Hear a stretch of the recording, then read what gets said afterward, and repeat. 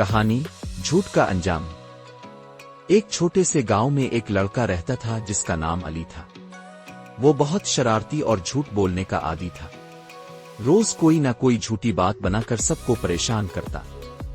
ایک دن وہ زور زور سے چیخنے لگا، بچاؤ بچاؤ، شیر آ گیا، شیر نے میری بکریاں کھا لی۔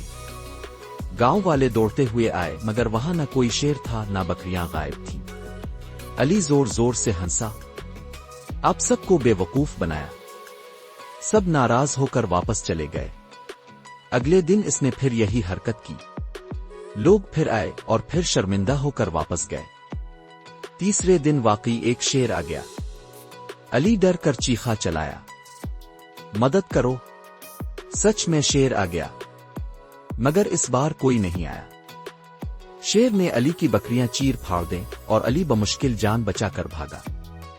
جھوٹ بولنے والے کی بات پر سچ میں بھی یقین نہیں کیا جاتا۔ اگر آپ کو کہانی پسند آئی ہو تو ویڈیو کو لائک کریں اور چینل کو سبسکرائب کریں۔ شکریہ۔